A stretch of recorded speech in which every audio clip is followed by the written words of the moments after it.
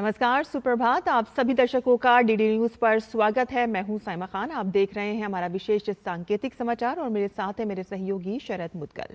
शुरुआत कर लेते हैं सबसे पहले हेडलाइंस से। आज प्रधानमंत्री नरेंद्र मोदी से मिलेंगे मंगोलिया के राष्ट्रपति खुरेलसुख-उखना। द्विपक्षीय संबंधों समेत क्षेत्रीय और वैश्विक मुद्दों पर होगी बातचीत।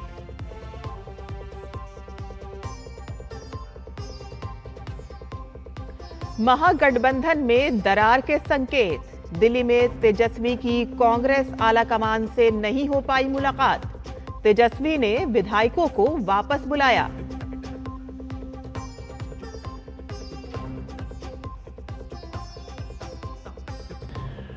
पश्चिम एशिया में शांति के लिए भारत का संदेश, संवाद और कूटनीति ही समाधान।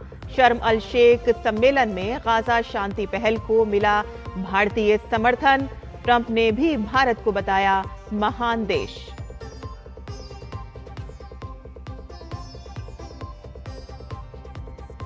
संयुक्त राष्ट्र सैन्य योगदानकर्ता देशों का सम्मेलन आज से दिल्ली में।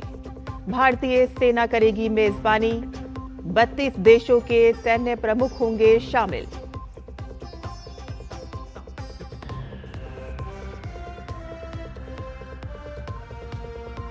दिल्ली टेस्ट में वेस्टइंडीज के खिलाफ जीत से सिर्फ 58 रन दूर है भारत। 2-0 से सीरीज अपने नाम करेगी टीम इंडिया।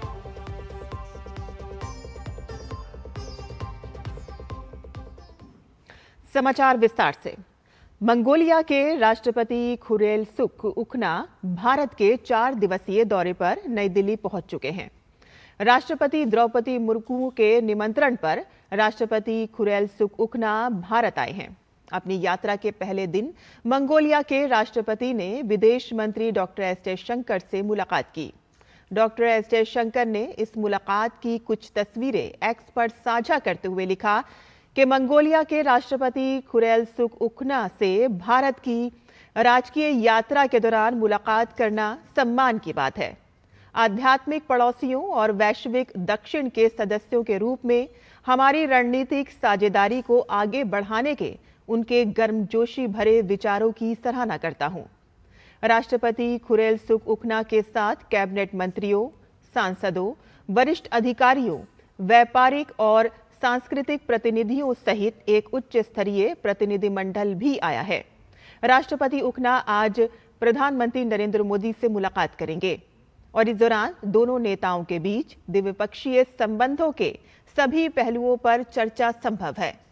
राष्ट्रपति उखना आज सुबह राजघाट जाकर महात्मा गांधी को श्रद्धांजलि अर्पित करेंगे। राष्ट्रपति उखना आज राष्ट्रपति द्रौपदी मुर्मू, उपराष्ट्रपति सीपी राधाकृष्णन, लोकसभा अध्यक्ष ओम बिरला, रक्षा मंत्री राजनाथ सिंह और स्वास्थ्य मंत्री जेपी नड्डा से भी मुलाकात करेंगे। भारत और मंगोलिया के बीच वर्ष 1955 से राजनयिक संबंध हैं और दोनों देशों के बीच सांस्कृतिक और आध्यात्मिक मूल्यों पर आधारित रक्षा, ऊर्जा, प्रौद्योगिकी, शिक्षा, स्वास्थ्य सेवा और अन्य क्षेत्रों में घनिष्ठ साझेदारी है।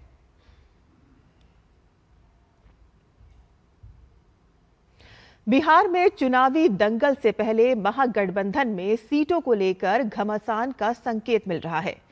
दिल्ली में तेजस्वी यादव, मुकेश सहनी और कांग्रेस के बीच बातचीत होनी थी, लेकिन तेजस्वी यादव की कांग्रेस आलाकमान के साथ बैठक नहीं हो पाई और बगैर राहुल गांधी और मल्लिकार्जुन खड़गे से मुलाकात के उन्हें पटना लौटना पड़ा। बिना बैठक किए तेजस्वी के लौटने से कांग्रेस और मुकेश सहनी दोनों बेहद नाराज बताए जा रहे हैं। वहीं दिल्ली में देर रात पटना वापस लौटे तेजस्वी यादव ने सिंबल ले चुके अपने विधायकों और प्रत्याशियों को वापस पटना बुलाया। पटना में राबड़ी आवास पर विधायकों को एकजुट किया गया। तेजस्वी यादव के इस कदम से महागठबंधन में दरार के आसार नजर आ रहे हैं। तो वहीं लेफ्ट पार्टियों ने भी अपने प्रत्याशियों को सिंबल देना शुरू कर दिया है। भारत ने गाजा शांति समझौते पर हुए हस्ताक्षर का स्वागत किया है और आशा व्यक्त की है कि इससे क्षेत्र में स्थायी शांति स्थापित होगी। मिस्र के शर्म अल शेख में आयोजित मध्य पूर्व शांति सम्मेलन में विदेश राज्य मंत्री कीर्तिवर्धन सिंह ने भारत का प्रतिनिधित्व किया। मिस्र के राष्ट्रपति अब्देल फताह अल सीसी और अमेरिका के राष्ट्रपति डोनाल्ड ट्रंप ने संयुक्त रूप से इस सम्मेलन की अध्यक्षता की और इस दौरान कीर्तिवर्धन सिंह ने अमेरिका के राष्ट्रपति डोनाल्ड ट्रंप और मिस्र के राष्ट्रपति अब्देल फताह अल सीसी से मुलाकात की। भारत ने राष्ट्रपति डोनाल्ड ट्रंप की गाजा शांति योजना का समर्थन करते हुए मिस्र और कतर की भूमिका की सराहना की। भारत ने कहा कि वह पश्चिम एशिया में शांति और स्थिरता के लिए हमेशा संवाद और कूटनीति के रास्ते का समर्थन करता है। विदेश मंत्रालय ने अपने बयान में कहा कि सभी शेष बंधकों की रिहाई और गाजा पट्टी में संघर्ष विराम के बाद आयोजित इस शिखर सम्मेलन का उद्देश्य क्षेत्रीय शांति और स्थिरता की कोशिशों को और मजबूत करना था, जो राष्ट्रपति ट्रंप की स्थायी शांति की परिकल्पना के अनुरूप है। भारत ने यह भी दोहराया कि वह फिलिस्तीनी मुद्दे के दीर्घकालिक और न्यायपूर्ण समाधान के लिए लंबे समय से दो राष्ट्र समाधान का समर्थन करता है और भारत इस क्षेत्र में स्थायी शांति के लिए हर संभव प्रयास का समर्थन करेगा। अमेरिकी राष्ट्रपति डोनाल्ड ट्रंप ने भारत की प्रशंसा की और प्रधानमंत्री नरेंद्र मोदी को बहुत अच्छा मित्र बताया है। कल मिस्र में शर्म अल शेख शिखर सम्मेलन में राष्ट्रपति ट्रंप ने भारत को एक महान देश बताते हुए कहा कि प्रधानमंत्री मोदी ने वहां शानदार काम किया है। गाजा में इजराइल हमास युद्ध समाप्त करने के लिए ऐतिहासिक शांति समझौते पर हस्ताक्षर के बाद उन्होंने ये टिप्पणी की है। राष्ट्रपति ट्रंप का ये बयान प्रधानमंत्री मोदी द्वारा राष्ट्रपति ट्रंप को ऐतिहासिक गाजा शांति योजना की सफलता पर बधाई देने के लिए फोन पर की गई बातचीत के कुछ दिनों बाद आया है।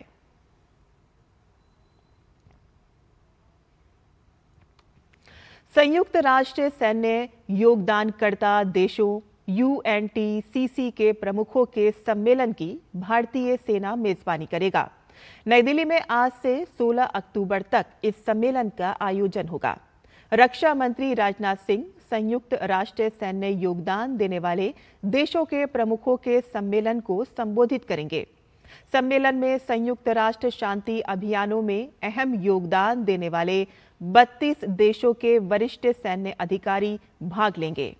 UNTCC एक महत्वपूर्ण मंच है जो परिचालन चुनौतियों, उभरते खतरों, आपसी सहभागिता, निर्णय प्रक्रिया में समावेशिता और शांति स्थापना को बढ़ावा देने में प्रौद्योगिकी एवं प्रशिक्षण की भूमिका पर विचार विमर्श का अवसर प्रदान करता है। भारत संयुक्त राष्ट्र शांति अभियानों में सबसे बड़े योगदानकर्ताओं में से एक है। ये सम्मेलन वसुधैव कुटुंबकम यानी कि संपूर्ण विश्व एक परिवार की भारत दर्शन परंपरा पर आधारित है। रक्षा मंत्री राजनाथ सिंह, विदेश मंत्री S जयशंकर और संयुक्त राष्ट्र शांति अभियानों के लिए अवर महासचिव USG DPO जीन पियरे लेक्रोइक्स सम्मेलन में शिरकत करेंगे।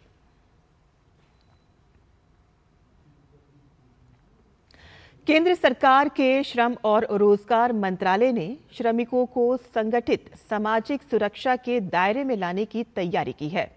EPFO के माध्यम से सरकार ने कर्मचारी नामांकन अभियान 2025 की घोषणा कर दी है और इस योजना में साल 2009 से 2016 तक EPFO से छूटे हुए पात्र कर्मचारियों को नामांकन का मौका मिलेगा। 1 नवंबर 2025 से नामांकन अभियान शुरू होगा जो 30 अप्रैल 2026 तक चलेगा। इस अभियान का मकसद पहले से EPFO में पंजीकृत और कर्मचारी भविष्य निधि 1952 के दायरे में आने वाले नए नियोक्ताओं के नामांकन को प्रोत्साहित करना है।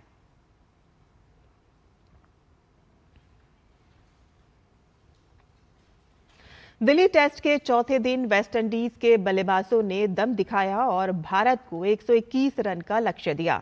जिसका पीछा करते हुए भारत ने 1 विकेट के नुकसान पर 63 रन बना लिए हैं और इस तरह भारत जीत से अब सिर्फ 58 रन दूर है। और इससे पहले वेस्टइंडीज की दूसरी पारी में 390 पर ऑल आउट हुई। जॉन कैंपबेल 115 और शे होप ने 103 रन की पारी खेली। वेस्टइंडीज की टीम अपनी पहली पारी में 248 रन बनाकर आउट हो गई और उसे फॉलो ऑन खेलना पड़ा था।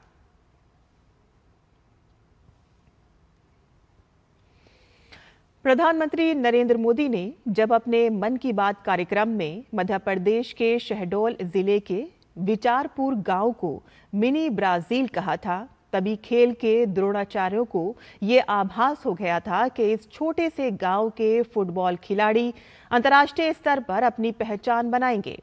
और अब वही खिलाड़ी जर्मनी से विशेष प्रशिक्षण लेकर भारत लौट चुके हैं। दिल्ली में आयोजित एक कार्यक्रम में इन खिलाड़ियों ने प्रसार भारती के चेयरमैन नवनीत सहगल से मुलाकात की और अपने अनुभव साझा किए। नवनीत सहगल ने सभी खिलाड़ियों की हौसला अफजाई करते हुए कहा कि ये पहल नए भारत की खेल प्रतिभा की सच्ची झलक है। उन्होंने विश्वास जताया कि इन खिलाड़ियों के अनुभव से भारतीय फुटबॉल को नई दिशा मिलेगी और गांव स्तर पर खेलों को बढ़ावा मिलेगा। हमारे विशेष सांकेतिक समाचार में बस इतना ही। मुझे और मेरे सहयोगी शरद मुदगल को अनुमति दें, लेकिन आप देखते रहिए डीडी न्यूज़। नमस्कार।